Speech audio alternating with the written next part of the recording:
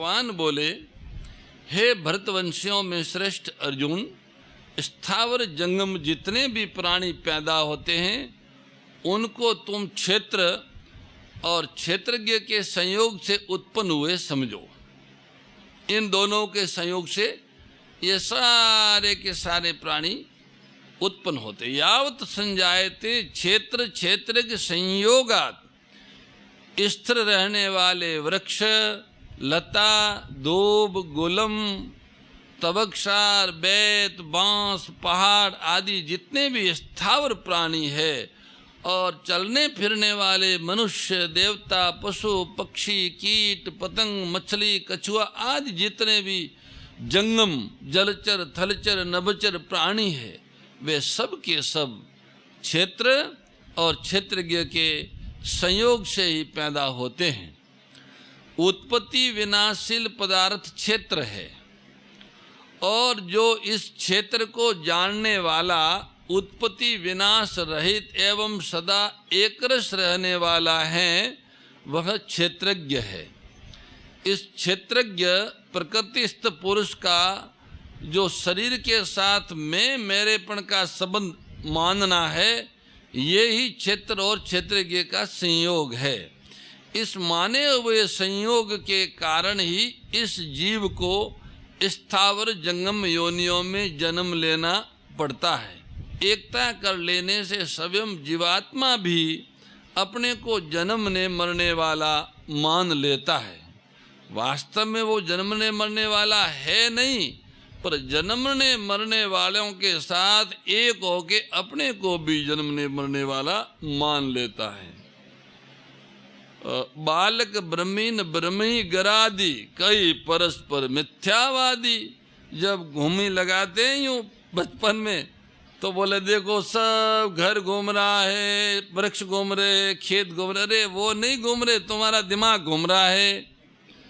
ऐसे ही जन्म मरण तो शरीर आदि उत्पत्ति विनाशशील पदार्थों का होता है, पर उनके साथ एकात्मता करके ये अजन्मा ईश्वर का अंश जीव भी अपने को मरण धर्मा मान लेता है। स्थावर जंगम प्राणियों के पैदा होने की बात तो यहाँ संजायते पद से कह दी और उनके मरने की बात आगे के श्लोक में विनश्यतु पद से कहेंगे। ये क्षेत्रज्ञ क्षेत्र के साथ अपना संबंध मानता है, इसी से इसका जन्म होता है। परंतु जब ये शरीर के साथ अपना संबंध नहीं मानता तब इसका जन्म नहीं होता। इस बात को भगवान कहते, भैया अर्जुन ठीक ठीक समझ लो। यावत संजायते के अंतर्गत जरायु, अंडज, उद्भिद, स्वेद, जलचर, नभचर, थलचर, मनुष्य, देवता, पितृ, भूत, प्रेत, पिशाच आदि संपूर्ण प्राणी आ जाते हैं। 7वें अध्याय के 6ठे श्लोक में भी एतद योनिनी भूतानि वचनों से यही बात कही है। भक्ति के प्रकरण में भगवान ने परा और अपरा दोनों को अपनी प्रकृति बताकर कहा है कि इन दोनों प्रकृतियों के संयोग से ही संपूर्ण प्राणी उत्पन्न होते हैं और मैं ही संपूर्ण जगत का प्रभव तथा प्रलय हूँ। परंतु यहाँ पर ज्ञान का प्रकरण होने से इस प्रकरण में भगवान कहते हैं कि संपूर्ण प्राणी क्षेत्र और क्षेत्रज्ञ के संयोग से उत्पन्न होते हैं। क्षेत्र प्रकृति अपरा है और क्षेत्रज्ञ परा है। तात्पर्य है कि भक्ति के प्रकरण में भगवान अपनी तरफ दृष्टि कराते हैं, क्योंकि भगत का भगवान पर ही दृढ़ विश्वास होता है। उसके साधन और साध्य दोनों ही भगवान होते हैं, परंतु ज्ञान में स्वरूप की ओर दृष्टि कराते हैं, आत्म स्वरूप की, क्षेत्रज्ञ की ओर। क्षेत्र के साथ तादात्म्य करने के कारण ही वह जन्म मृत्यु रूप बंधन में पड़ा है। यहाँ प्रश्न होता है कि आकर्षण एवं मिलन संयोग सजातीयता में ही होता है, फिर विजातीय जड़ के साथ चेतन का संयोग कैसे हुआ? इसका उत्तर है कि जैसे रात और दिन का संयोग नहीं हो सकता, ऐसे ही क्षेत्र और क्षेत्रज्ञ का भी संयोग नहीं हो सकता, परंतु परमात्मा का अंश होने के कारण क्षेत्रज्ञ जीवात्मा में ये शक्ति है कि वह विजातीय वस्तु को भी पकड़ सकता है, इसके साथ अपना संबंध मान सकता है। उसको ये स्वतंत्रता भगवान ने दी है, परंतु उसने इस स्वतंत्रता का दुरुपयोग किया। भगवान के साथ संबंध न मानकर संसार के साथ संबंध मान लिया। बस यही इसी कारण वो जन्म मरण के चक्कर में पड़ गया। वास्तव में संसार के साथ में जीवात्मा का संबंध है ही नहीं। जैसे रात और दिन का संबंध नहीं है, ऐसे शरीर और आत्मा का संबंध है ही नहीं। ये बात है, पर इसका ज्ञान नहीं है। क्यों? क्योंकि इसी ने शरीर के साथ संबंध माना। इनका संबंध भगवान से था, तो भगवान से संबंध था, उसको तो माना नहीं और संसार के साथ संबंध मान लिया। संबंध मानना न मानना, उसमें ये मनुष्य स्वतंत्र और स्वाधीन है। यही विशेषता है। प्रभु ने मनुष्य को स्वतंत्रता दी, वो माने या न माने, संसार से संबंध माने अथवा परमात्मा से माने। जिससे संबंध मानना हो वो स्वतंत्र है। ये इसीलिए इसकी महिमा है मनुष्य शरीर की। अगर वो स्वतंत्र न होता तो मनुष्य शरीर की दूसरे योनियों की तरह उनकी भी कोई महिमा न होती। जैसे अन्य योनियों सब भोग योनियों है, उनमें कुछ नया नहीं कर सकते। पुराने कर्मों के फलों को भोगाया जा सकता है, पुराने कर्मों के परिणाम स्वरूप मिलने वाले सुख दुखों को भोगता है, पर मनुष्य स्वतंत्र है। वो सुख दुख से ऊपर उठ के आगे बढ़ सकता है। परमात्मा सुख और दुख दोनों संसार से वस्तुओं के, अनुकूल वस्तुओं के मिलने का नाम सुख है और प्रतिकूल वस्तुओं के, घटनाओं के मिलने का नाम दुख है। वस्तुएं स्वयं असत्य है, तो उनके मिलने और बिसरने से होने वाला सुख दुख कैसे सत्य हो सकता है? वो सत्य है ही नहीं। परंतु जब तक वो अपने सत्य स्वरूप परमात्मा के सम्मुख नहीं होता, तब तक वो इस असत को ही सत्य मानता है। जासु सत्य ताते जड़ माया, भास सत्य एव मोह साया। जिसकी सत्यता से ये जड़ नाशवान वस्तु, व्यक्ति, पदार्थ आदि भी सत्य लगते हैं, उस परमात्मा का स्मरण करें, उनसे प्रार्थना करें, हे नाथ हे नाथ हे नाथ, ऐसा करे तो ये माया से मुक्ति हो सकती है। जो भगवान के आश्रित होते हैं वो इस माया से मुक्त हो सकते हैं। विवेक का आदर करते हैं वो इस बंधन से मुक्त हो सकते हैं, और कामना, ममता तथा आसक्ति का त्याग करते हैं वो भी इस बंधन से मुक्त हो सकते। ये तीनों ही स्वतंत्र पथ है। इस इतना स्वाधीनता, पहले मानव शरीर, फिर स्वतंत्रता, और फिर ऐसे सरलतम साधन, किसी पे भी चलो, कोई आग्रह नहीं, रुचि, योग्यता, तुम खुद चुनाव करो। क्या तुम भगवान है, सब में है, सब जगह है, अभी है, अपने में है, इस आधार पे अपने है, ऐसा उनके साथ सुने हुए प्रभु को अपना मानकर भी आप उसे प्राप्त कर सकते। देखा नहीं है पर सुना है, और सेवा के द्वारा भी पा सकते हैं, त्याग के द्वारा भी पा सकते हैं। प्रेम, सेवा और त्याग तीनों ही प्रभु ने, और तीनों ही परस्पर मिले हुए हैं। प्रेम से भी पा लोगे। मीरा ने, विदुर ने, बहुत सारे भक्तों ने भगवान को, गोपियों ने आदि ने प्रेम से प्राप्त किया। भरत जी आदि ने सेवा से प्राप्त किया, हनुमान जी आदि ने, और भगवान शंकर आदि ने त्याग से प्रभु को प्राप्त किया। भगवत प्राप्ति के तीनों साधन राजपथ है। अब आगे का जो व्याख्यान है जब उनकी इच्छा होगी तो श्रवण करेंगे। नाम संकीर्तन, प्रार्थना और आरती। राम श्री राम, राम श्री राम,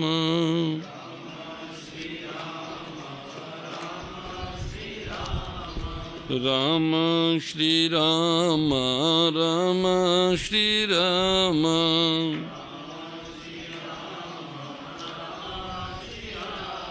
राम श्री राम, राम श्री राम,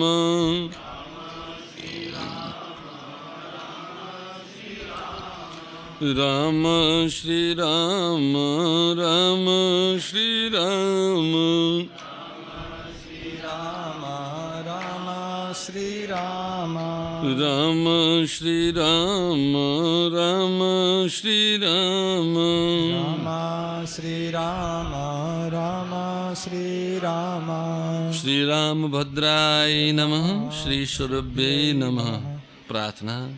जय जय सुरनायक, जन सुखदायक, प्रणत पाल भगवंता, गोदिवज हितकारी, जय असुरारी, सिंधु सुतापिरकंता, पालन सुरधरनी, अद्भुत करनी, मर्म न जानहि कोई, जो सहज कृपाला, दीन दयाला, करहु अनुग्रह सोई।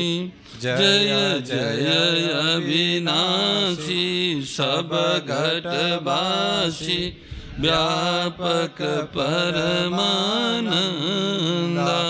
अभिगत गोतीतम, चरित पुनीतम, माया रहित मुकुंदा, जेहि लागी विरागी, अति अनुरागी, विगत मोह मुनि वृंदा, निशिबासर ध्यावहि, गुण गण गावहि, जयति सच्चिदानंदा।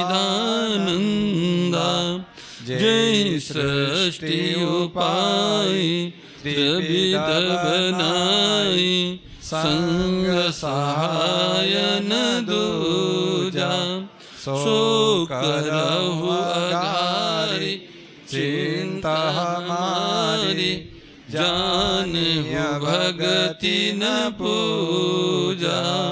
जो भव भय भंजन, मुनि मनरंजन, गंजन विपति बरूता, मन बच क्रम बानी, छाड़ी सयानी, शरण सकल सुर जूथा, शारद श्रुति शेषा, ऋषय शेषा, जा कहु को नहीं जाना।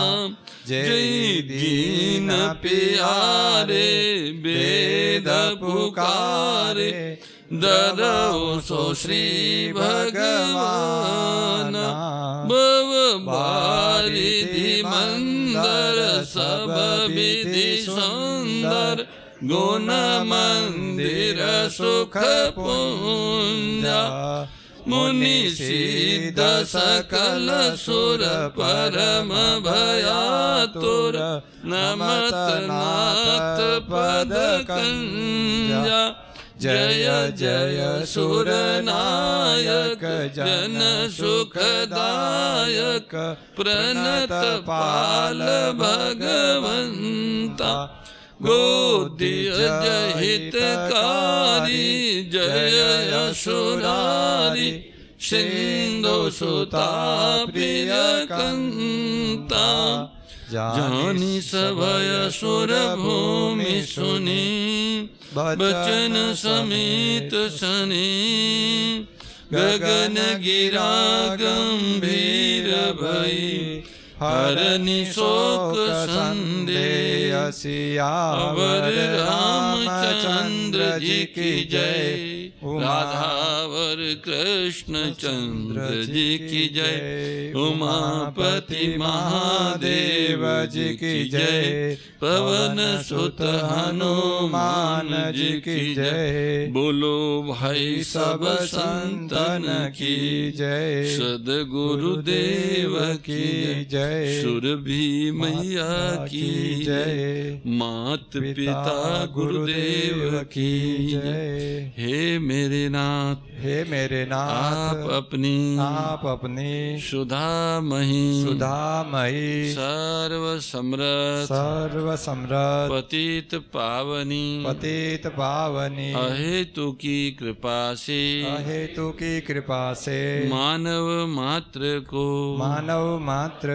विवेक का आदर तथा बल का सदुपयोग करने का सामर्थ्य प्रदान करें राग द्वेष विदारिणी कारिणी मोद सदा ओ मैया कारिणी मोद सदा भव भय हारिणी तारिणी भव भय हारिणी तारिणी परमानंद प्रदा ओम जय भगवद्गीते आसुर भाव विनाशिनी नाशिनी तमरजनी ओ मैया नाशिनी तमरजनी दैवी सद्गुणदायिनी देवी सद्गुणदायिनी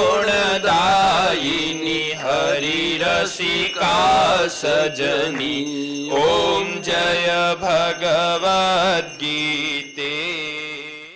परम श्रद्धेय गौरीशी स्वामी श्री दत्त शरणानंद जी महाराज की प्रेरणा व मार्गदर्शन में विश्व के सबसे बड़े गौ सेवा संस्थान श्री गोधाम महातीर्थ पथमेड़ा द्वारा संरक्षित लाखों बीमार विकलांग वृद्ध एवं अशक्त गोवंश वेद लक्षणा गोमाता की सेवा के साथ साथ भारतीय गोवंश का संरक्षण संपोषण संवर्धन एवं उनसे प्राप्त पंचगव्यों का परिष्करण व विनियोग करना घर घर गोपालन गो अभ्यारण्य घास चारा उत्पादन हेतु गोचर भूमि का विकास गोपालन लोक संस्कृति के पुनर्जागरण हेतु वेद लक्षणा गो महिमा का प्रचार प्रसार करना तथा गोपालक किसानों के स्वावलंबन हेतु गो कृषि अन्न एवं गो दुग्धान का गुणवत्ता युक्त बाजार तैयार करना श्री गोधाम महातीर्थ का पावन उद्देश्य है।